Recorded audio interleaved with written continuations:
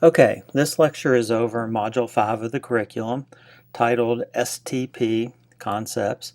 STP stands for Spanning Tree Protocol. So why should you take this module?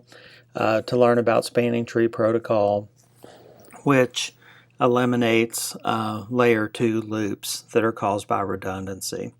So obviously redundancy is a good thing, but the loops that we will see that are created because of that are actually a bad thing.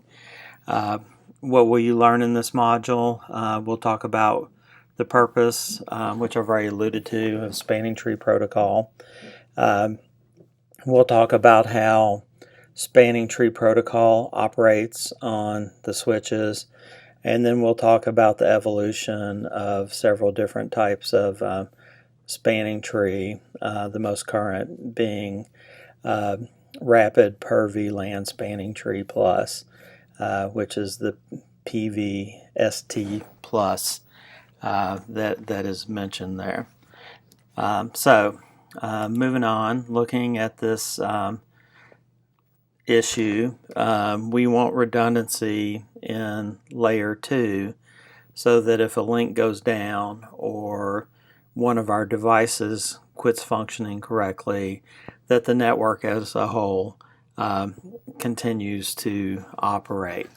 So down here in 512, we have a topology, and as we can see from switch 2 to switch 1, there's a couple of different ways that we can go. We can either go straight to S1, or we can go to S3 and then S1, presumably to make it to PC4. So what happens here is they're coming at this kind of looking at the solution and then going back and talking a little more about the problem. So right now, if this link is not moving traffic for whatever reason, what we would have is we would have a broadcast that was sent out, and it would go to all the ports on the switch, and then at the top, switch 1 would send it to the PC. It would also send it to switch 3, and it's not going to go over the trunk line labeled trunk 2 because, like I said, for whatever reason it's not functioning or is blocking. So that broadcast from PC1 makes it to all the devices, which is how we would like that to work. Now, what happens if, in this case, the connection from S1 to S2, labeled trunk 1, quits functioning? So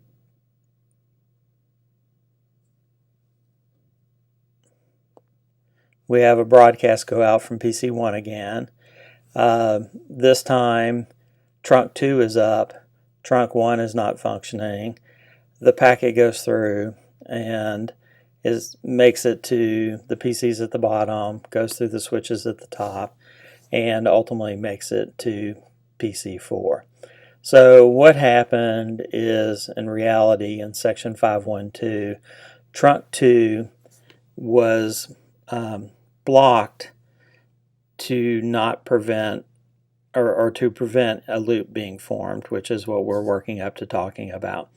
However, when trunk 1 went down, we'll assume because of a failure, then trunk 2 came up so that we could make use of the redundancy, and the broadcast frame would make it to all the devices in the topology. So one issue that we have with redundant switches is that layer 3, the IP layer, has a mechanism to keep packets from traveling the network indefinitely. In IP version 4, that would be the time to live, and in IP version 6, of course, they changed that to the hop count. So there is a mechanism to prevent loops.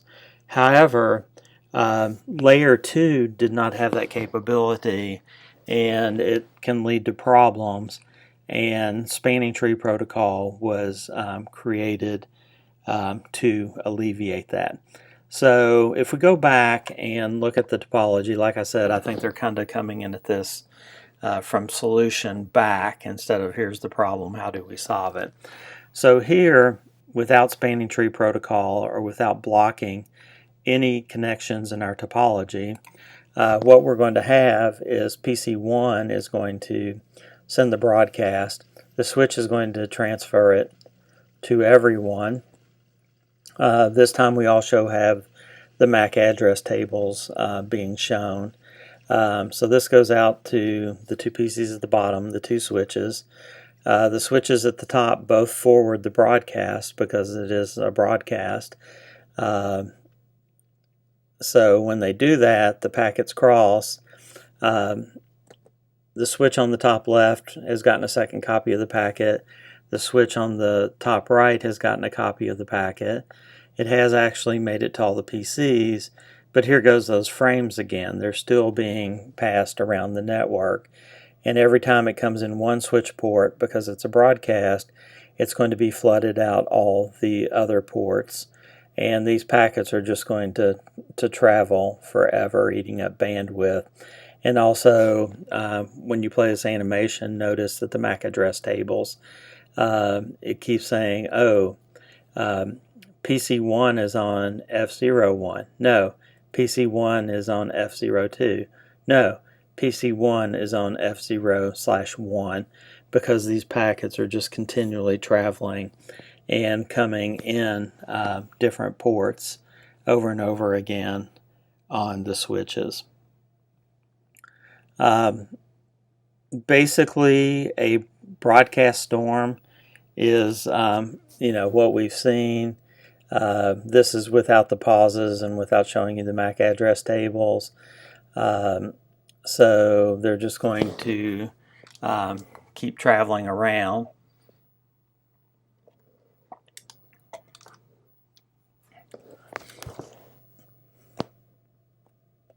And as the PCs send out broadcast, what they're trying to show you here is PC1 sent out a broadcast. It's traveling forever.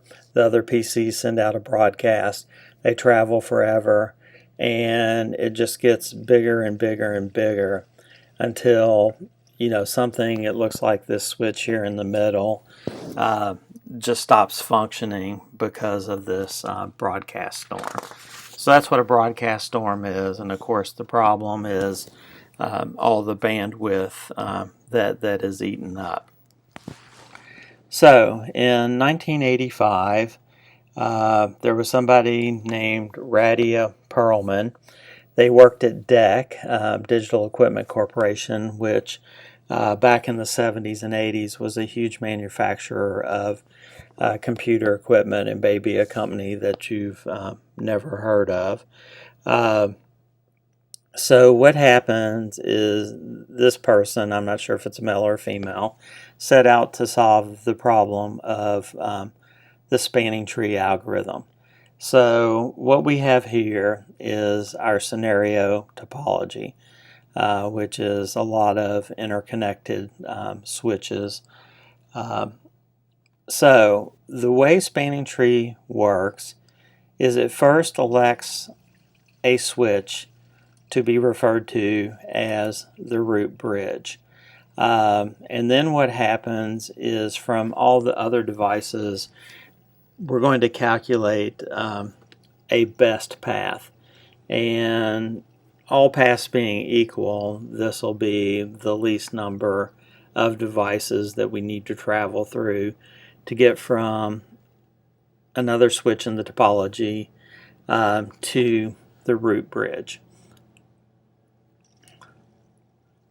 What happens next is anytime there are redundant paths, it's going to declare those to be blocked ports. So it will go through and figure out how to block, and then we end up with a loop-free topology.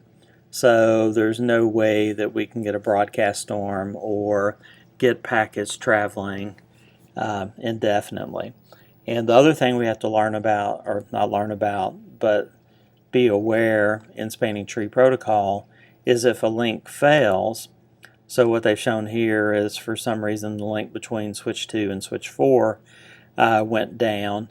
What happened is a blocked port here on switch 4 now starts forwarding traffic. So it's going to go through and figure out the best path that remains to the root bridge, and like I said, start forwarding traffic. So here's a video. It's 6 minutes and 18 seconds long. I think I will play it here within the video that talks about those 5 steps that we just talked about in spanning tree protocol operation. The spanning tree protocol is really useful when you want to have redundancy in your network. You want to have backup paths, backup links, backup switches, but this causes potential loops in the environment. In this case, the spanning tree protocol has recognized there's a loop in the environment and it's shut down one of the links. This is what we want the spanning tree protocol to do. So right now, when PC1 pings PC2, it takes that pathway. Now, what if the link goes down between S1 and S2? Well, in that scenario, spanning tree protocol will recognize that the link is no longer there, and then it will take that blocked port and change it from blocking to forwarding, and now we have our alternate path to reach PC2, and redundancy has been achieved. Now, what happens when we don't have spanning tree protocol? S1 will forward a packet to an unknown destination out of both ports except for the one it came in on. The packet will reach PC2, but notice that S2 and S3 are similarly forwarding the packet, and the packet is going around the switch network. A second version of the destination packet hits PC2 even though it already got the first one. Notice the packet's going back to S1. S1 is now getting false information into its CAM table as to the location of PC1 and PC2. PC1 receives this packet that it sent to PC2 back at itself, and the process begins again, duplicating on the network. PC1 and PC2 keep receiving duplicates, and S1, S2, and S3 are confused as their CAM tables continue to fluctuate, causing an instability in the MAC address table. This will eventually shut down, essentially, communication on the network, causing a layer 2 broadcast storm. This is what happens if we don't have the spanning tree protocol. If we turn the spanning tree protocol back on, order is restored, redundant links are blocked, and we have a path through the network. Okay, let's test this out on a live network. I set up my home network to mimic the topology for the spanning tree protocol. I have 3 switches that are connected to each other, creating a loop or redundancy in the network. I'm located at PC1. I also have a console connection to S1, and my IP address is right here, 192.168.1.100. I connected a second PC to switch 2, and it's located at 192.168.1.101. Now S2 is the root bridge, and therefore S1 has an alternate port in blocking mode right here.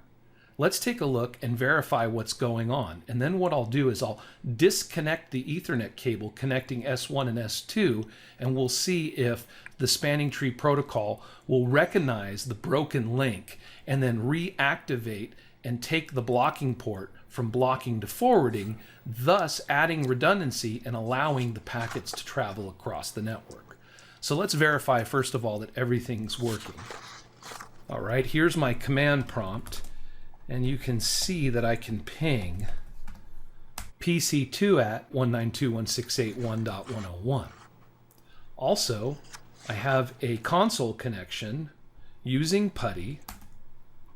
Let's see here. I'm in S1 right now, and I'll type enable, and then I'm going to put in the command show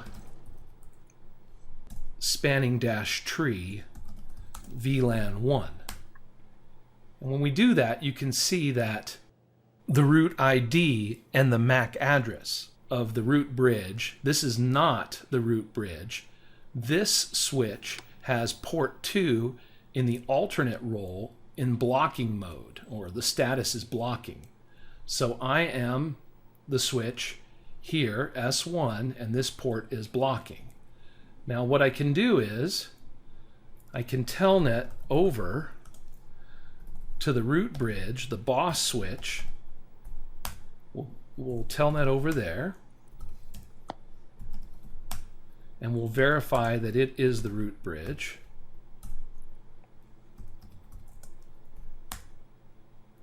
And you can see it says this bridge is the root. I'm in S2. All right, so what I'll do, notice all ports are in forwarding mode. All right, I'll exit out and go back to S1. So now what I'm going to do is I'm going to disconnect the Ethernet cable connecting S1 to S2. All right, there goes the cable.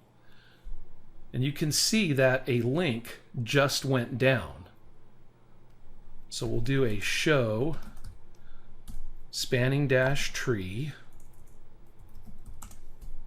VLAN 1, and you can see that we've lost a switch port. And notice this is in learning mode, status learning. So it's changing from blocking, notice port 2, to learning. And then if I put the command in again, now it's forwarding. And now I should be able to ping PC2 once again. And I can, except this time the path that it's taking with the broken link is this way.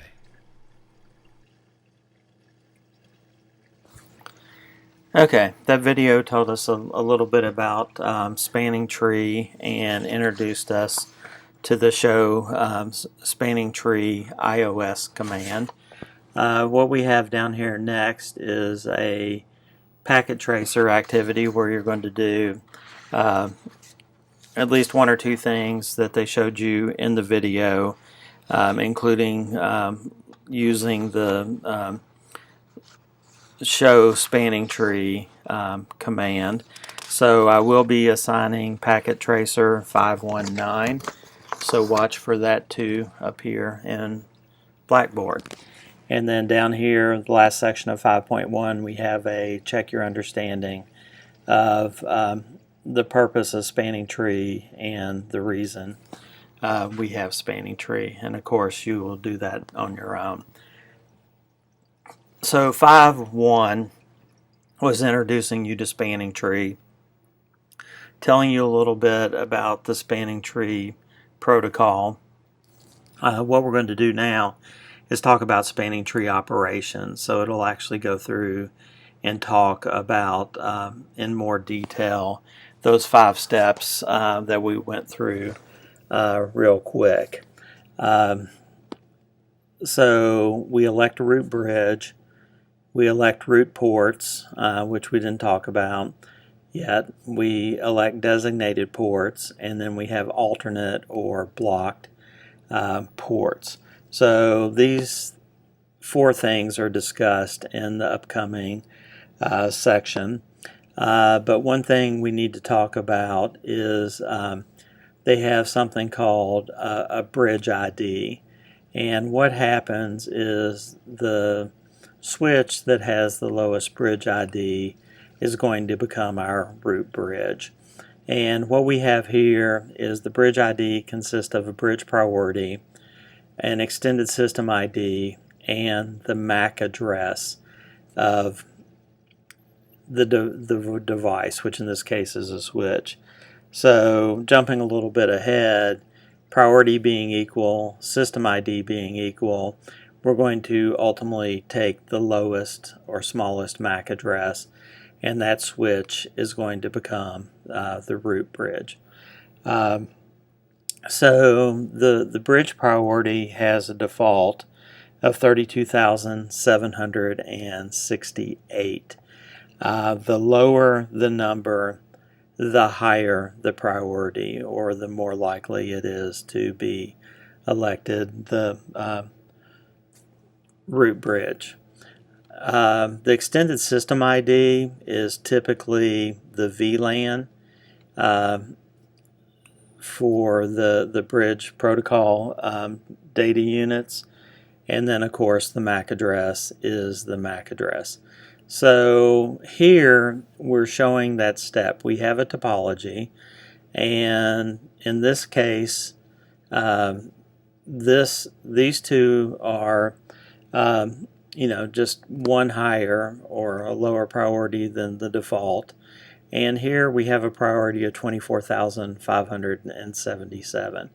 And of course, we're only looking for switches. We don't care about the PCs at this point. So switch 1 is going to become the root bridge. So here they're just talking about the priority. So in this case, notice that all bridges have the same priority, 32,769. So what we're going to do is, here's a MAC address that ends with a whole bunch of 3s. This one's a whole bunch of 2s. This is a whole bunch of 1s, but everything in front of those are equal. So that means switch 2 has the lowest MAC address, and in this topology would become the root bridge.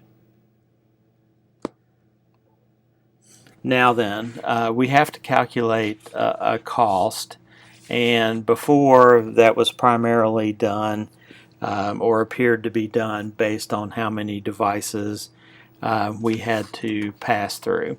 And sometimes that's true, sometimes that's not. So what happens is links have a cost. The slower the link, the higher the cost.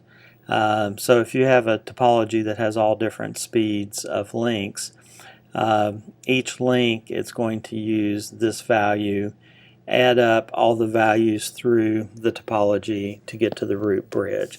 Now, in reality, what happens is a lot of times when we build a network, everything's 100 megabits per second. Or maybe a little newer, everything is 1 gigabit per second. If all the links are the same speed, then ultimately it does come down to the least number of links you are going to pass through. So the next thing we have to do is we have to elect root ports.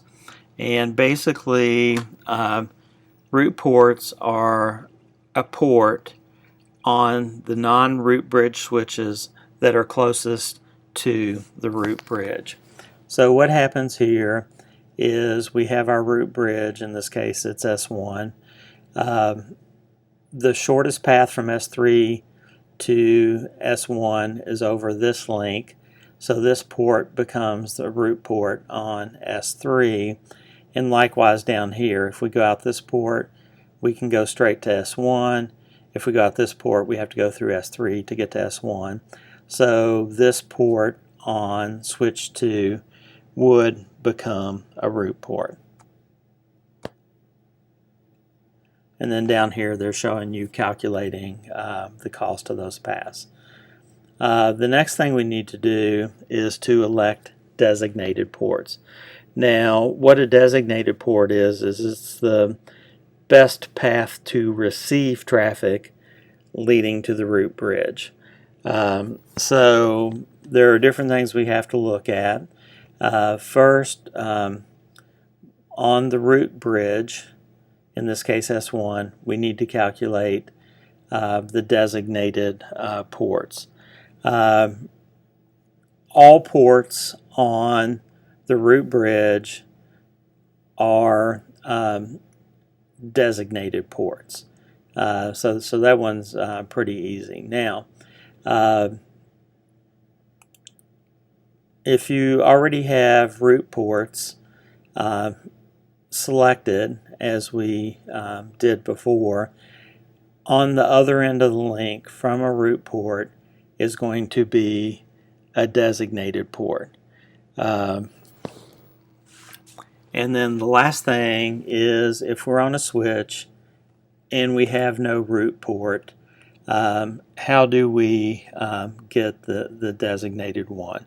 So if we look at trunk 2 here, what it's going to do is it's going to choose the port with the lowest cost to the root bridge, and that's going to become the designated port.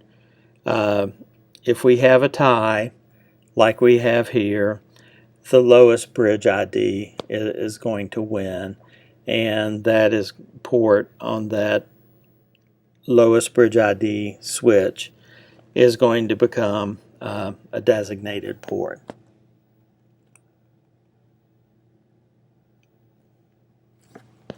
And then finally, we need to elect alternate block paths. So if we have a port that is not a root port and it is not a designated port, then it becomes a blocked port. So that's what we are showing here, is we are blocking trunk 2.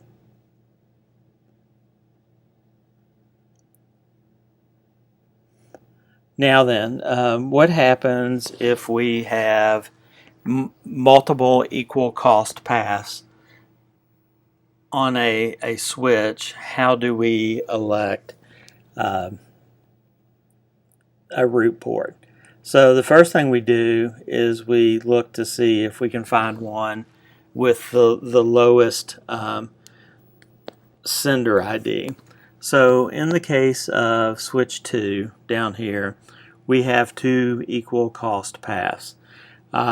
This lowest sender bridge ID, so between this bridge and this bridge, or this switch, switch 4,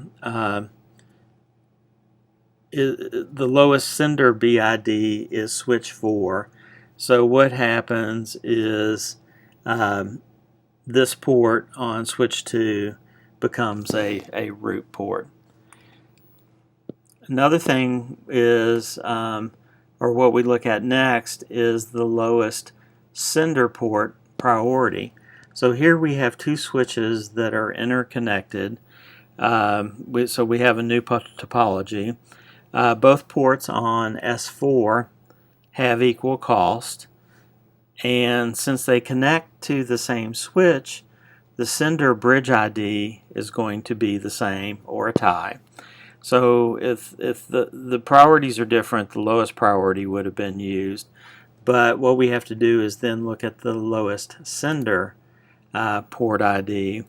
In this case, it's the actual name. So 1 or F0/1 is less than F0/2. So F06 on S4 is going to become the root port, which means that F0/5 is going to become a blocked port. So that's how we go through, and some of the terminology that we need to know for spanning tree protocol operation. The other thing we need to talk about is timers and port states. So we have 3 timers that we're discussing here. We have something called the hello timer. These switches send out bridge protocol data units, and the hello timer is the default between that, so it's 2 seconds. So basically they're sending out information and, you know, kind of saying, hey, I'm still here, hey, I'm still here, hey, I'm still here. It's called hello timer. Like I said, the default is 2 seconds, but it can be anywhere from 1 to 10 seconds.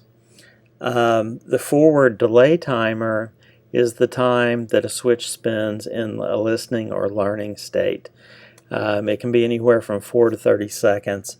The default is 15 seconds. So when there is the spanning tree algorithm starts the first time or when there's a spanning tree algorithm recalculation. This is how long it will stay in the listening learning state, trying to figure out what all the ports should be doing. And then the third timer is a maximum age timer. This is the time that a switch will wait before attempting to change the STP topology. It can be between 6 and 40 seconds. The default is 20. So if it thinks the topology is changed, it will wait this length of time before doing a spanning tree algorithm recalculation.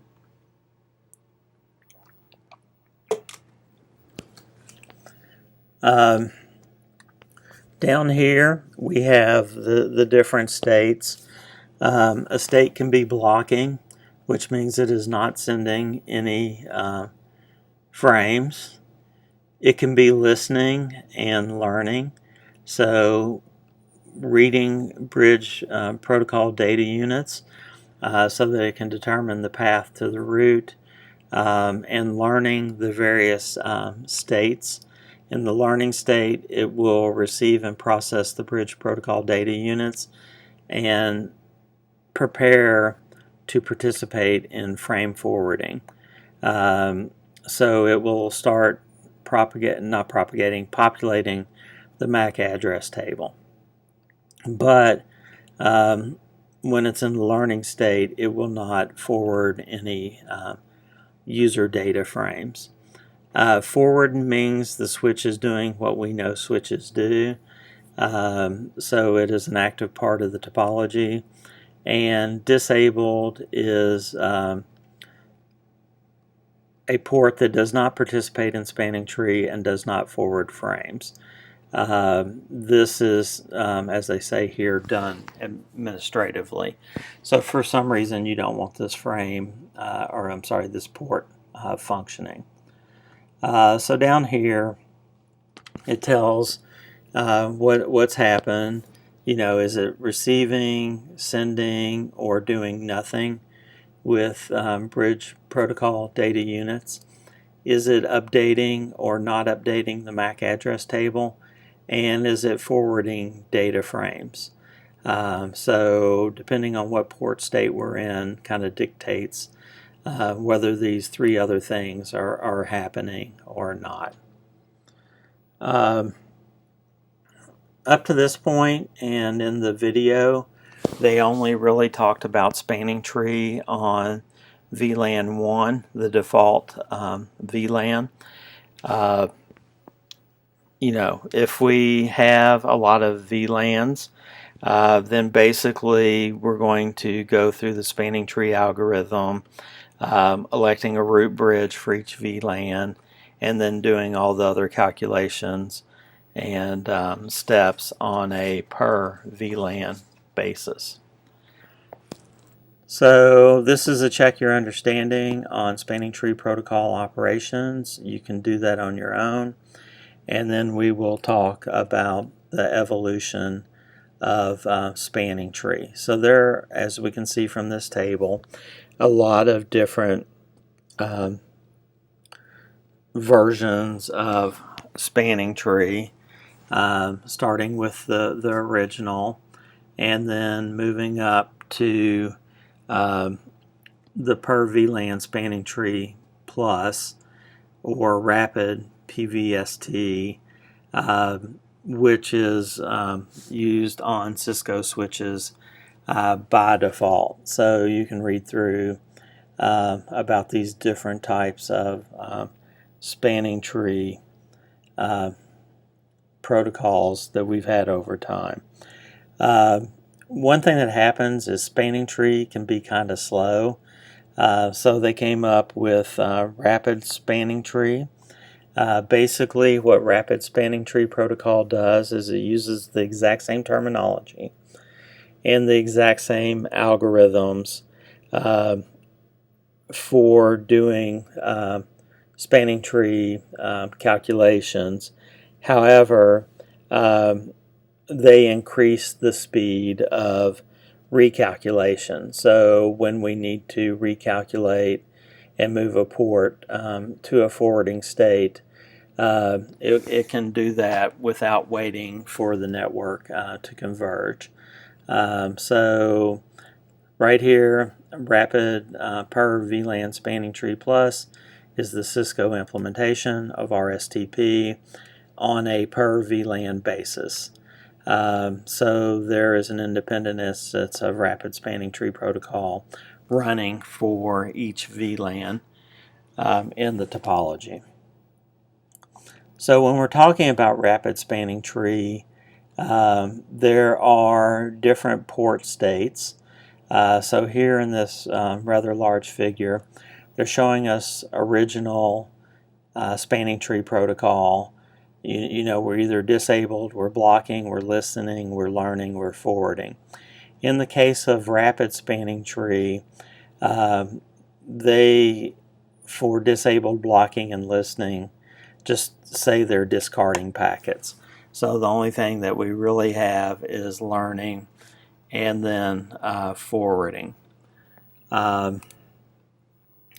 As far as the port rules, down here they added something called a backup port. A backup port is a blocking port that receives bridge protocol data units from the same switch. And then we have something called an alternate port, which is a port that is receiving PDUs from another switch as opposed to itself. And then finally, talking about the alternate and backup ports, here we have a topology and is showing a backup port. So if this link goes down, we would start forwarding ports off of S3 down to this hub. And then over here, we have an alternate port that is receiving bridge protocol units from another switch in the topology.